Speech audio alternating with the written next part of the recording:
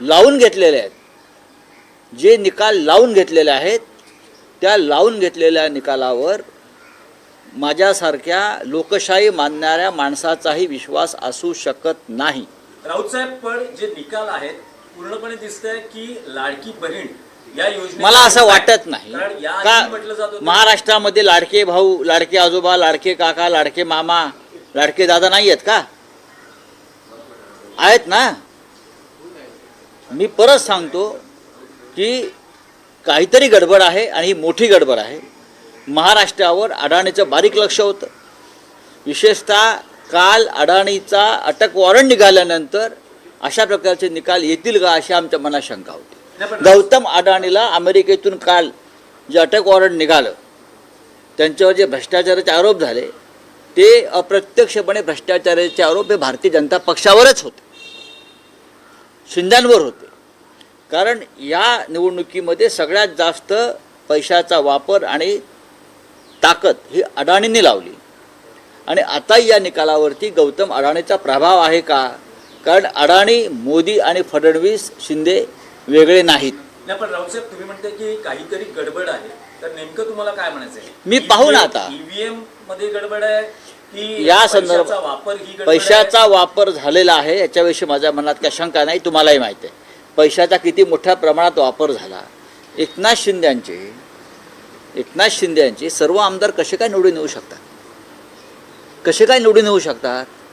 अजित पवारांचे, ज्यांच्या गद्दारी विरुद्ध महाराष्ट्रात रोष आहे, ज्यांच्या बेईमानी विरुद्ध महाराष्ट्रात प्रचंड रोष आहे, शरद पवारांच्या सभांना, त्यांच्या प्रचाराला तुफान प्रतिसाद मिळाला, ते वादळ तुम्हाला दिसत नाही. पण आज जागा जिंकल्यावरती युतीचं वादळ म्हणताय तुम्ही. स्वतःला प्रश्न विचारा मीडियानं. मीडिया हा एक लोकशाहीचा महत्त्वाचा स्तंभ आहे. त्यांनी हा प्रश्न स्वतःला विचारावा, गडबड आहे की नाही. पण राऊत साहेब, तुम्ही लोकसभा निवडणुकांचे निकाल मानले तर मग आम्ही लोकसभेचे निकालही मानले नाहीत. सॉरी, लोकसभेच्या निकालाचही गडबड झाली असं आम्ही मानतो. नाही तर नरेंद्र मोदींचा पराभव नक्की झालेला होता. नाही, पण महाराष्ट्रात जे निकाल लागले लोकसभा, तेही आम्ही आमच्या अनेक जागा ह्या लोकांनी चोरल्या हे आम्ही वारंवार म्हणालो. तुम्ही माझ्या तोंडी काही घालू नका. आम्ही अत्यंत संघर्ष करून विजय मिळवला. ह्या वेळेला खूप मोठं कारस्थान या निकालामागे मला दिसतं आहे.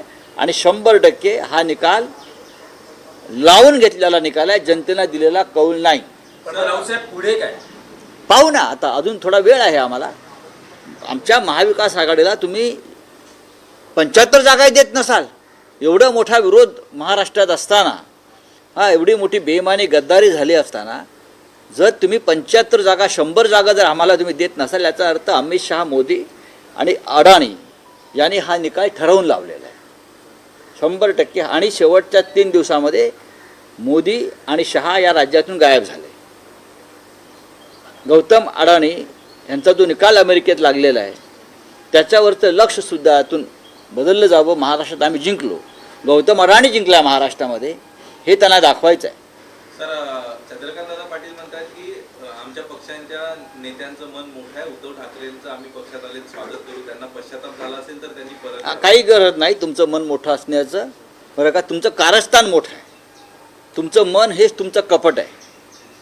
नाही, पण राऊत साहेब, हे जे निकाल आहेत असं दिसतं आहे की महाविकास आघाडीला किमान विरोधी पक्ष नेतेपद तरी हे जसं काँग्रेसच्या बाबतीमध्ये लोकसभेत 2 वेळेला घडवलं ठरवून, त्याच पद्धतीनं या महाराष्ट्राच्या विधानसभेमध्ये हा निकाल लावून घेतलेला आहे. महाराष्ट्र तो विकायला काढलेला आहे.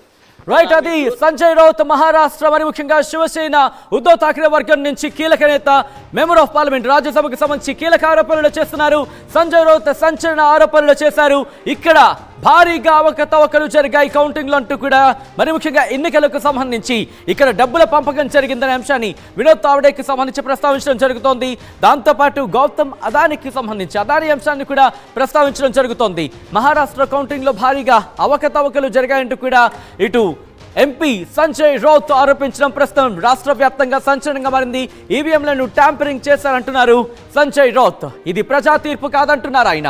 ప్రజా తీర్పు ఇది కాదు, మాకు భారీగా ఇక్కడ భారీగా అవకతవకలు జరిగాయంటూ కూడా చెప్పుకొచ్చారు. సంజయ్ రౌత్ చేసిన వ్యాఖ్యలు ప్రస్తుతం మహారాష్ట్రలో సంచలనంగా మారాయి. ఈవీఎంలు ఎందుకంటే కొద్దిసేపటి వరకు చూసుకుంటే కనుక లీడ్లో ఉన్నాం, మేమే గెలుస్తామంటూ ధీమాలో ఉన్న అంశానికి సంబంధించి ఒక్కసారిగా ఎలా మారిపోతాయి, ఒక్కసారిగా భారతీయ జనతా పార్టీ ఎన్డీఏ ఎలా అన్ని స్థానాలకు ఎగబాకుతుంది అంటూ కూడా ఆయన ప్రశ్నించడం జరుగుతోంది. ఇక్కడ గడబడుంది అంటూ కూడా ఆయన చెప్పుకొచ్చారు. ఇక్కడ ఏదో తేడా కొడుతోంది, భారీగా అవకతవకలు జరిగాయంటూ కూడా ఆయన అనుమానాలు వ్యక్తం చేయడం జరుగుతోంది. ఈవీఎంలను ట్యాంపరింగ్ చేశారంటూ కూడా ఆయన సంచలన వ్యాఖ్యలు చేశారు. ఇది ప్రజా తీర్పు కాదు, ఇది ప్రజా తీర్పు కాదు అంటూ కూడా ఆయన చెప్పుకొచ్చారు. సంజయ్ రౌత్ చేసిన వ్యాఖ్యలు పెను దుమారాన్ని రేపుతున్నాయి. ఇక్కడ కొద్ది రోజుల క్రితం వినోద్ తావడేకి సంబంధించి డబ్బుల పంపిణీ అంటూ కూడా ఆ అంశాన్ని కూడా ఇప్పుడు ఆయన ప్రస్తావించడం జరుగుతోంది. ఇక్కడ అదానీకి సంబంధించి అదానీ అంశాన్ని కూడా ప్రస్తావించడం జరుగుతోంది. ఇవన్నీ ఈ అంశాలన్నింటినీ ప్రస్తావిస్తూ ఇప్పుడు వస్తున్న ఫలితాల మీద ఆయన తీవ్రమైన ఆరోపణలు గుప్పించడం జరుగుతోంది. ఎందుకంటే ఇక్కడ ఆయన చెబుతోంది కొద్దిసేపటి క్రితం వరకు మేము లీడ్లో ఉన్నాం, ఆఖరి క్షణంలో ఏదో జరుగుతోంది, ఆఖరి క్షణాల్లోనే ఈ ఇబ్బందికర వాతావరణం జరుగుతోంది అంటూ కూడా ఆయన అనుమానాన్ని వ్యక్తం చేయడం జరుగుతోంది.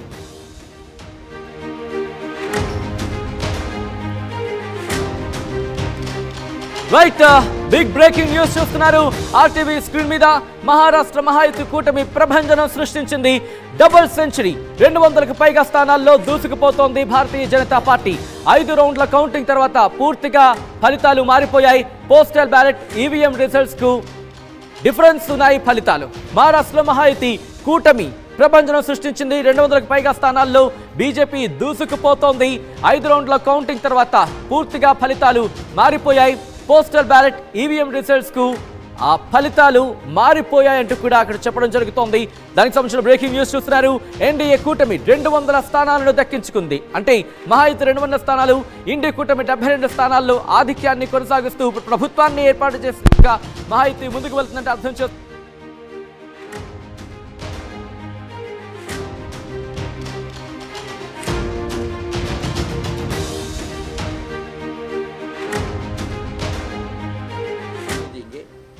तो इसके लिए इस प्रकार के नतीजे महाराष्ट्र के ऊपर लाद गए हैं.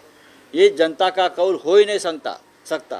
महाराष्ट्र की जनता का मन हमें मालूम है, ये हो ही नहीं सकता है. राउत साहब, दिख रहा है कि लाडली बहन जो सरकार, अरे लाडली भाई, यहाँ लाडले भाई है, लाडले नाना जी है, लाडले दादाजी है, सब कुछ लाडले है ना यहाँ. हमको मालूम है क्या है ये. इतनी ये निर्णय जो आया है, ये नतीजा आया है, ये जनता का निर्णय नहीं है, मैं इतना ही कहूँगा. नहीं राउत साहब, लेकिन लोकसभा चुनाव के वक्त आपने जो जनता ने कॉल दिया उसको उस वक्त हमने कहा था मोदी जी हार गए हैं, लेकिन चाहे महाराष्ट्र हो चाहे और स्टेट में गड़बड़ की है. महाराष्ट्र के नतीजे भी उससे ज़्यादा आने वाले थे अच्छे. हमारी 4 या 5 सीटें लोगों ने चोरी की है, मैं आपको बता रहा हूँ. पर राउत साहब, अब दिख रहा है कि महाराष्ट्र के विधानसभा में विपक्ष के लिए भी कुछ, मतलब विपक्ष यही लोकसभा के 2 चुनाव में 2014-2019 ने मोदी और शाह ने यही किया था कि विपक्ष का नेता कांग्रेस को नहीं मिलना चाहिए. इस बार भी वही स्ट्रेटेजी महाराष्ट्र में की है कि विधानसभा में कोई विपक्ष का नेता नहीं रहेगा. ये हमेशा बीजेपी की स्ट्रेटेजी रहती है. लेकिन आप कह रहे हैं कि कुछ गड़बड़ है. गड़बड़ तो है. गड़बड़ क्या है, मतलब अभी EVM में गड़बड़ है या अरे भाई किस तरह से ठहरो, फंडिंग हुआ है, पूरे उसमें नतीजे गड़बड़ है? आने दो, हम बाद में बात करेंगे ना, क्यों नहीं करेंगे. पैसा तो ऐसा है कि हर चुनाव क्षेत्र में नोटों की मशीन लगाई थी. अरे शिंदे का एक भी उम्मीदवार सिटिंग एमएलए गिरता नहीं, और शिंदे ये बोल रहे थे हमारा एक भी सिटिंग विधायक गिरेगा नहीं.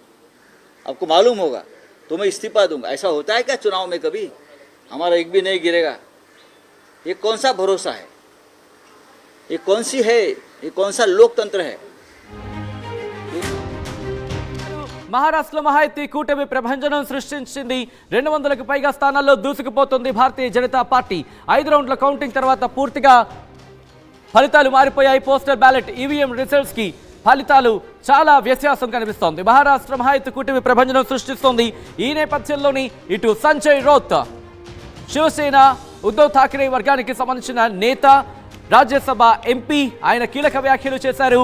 మరి ముఖ్యంగా 4-5 స్థానాలు దోచేశారంటూ ఆయన వ్యాఖ్యలు చేస్తున్నారు. విపక్ష నేత ఉండకూడదని ఇలా చేశారంటున్నారు ఆయన. ఇక్కడ పోరాటం కొనసాగుతోంది. షిండే ఎలా చెప్తున్నారు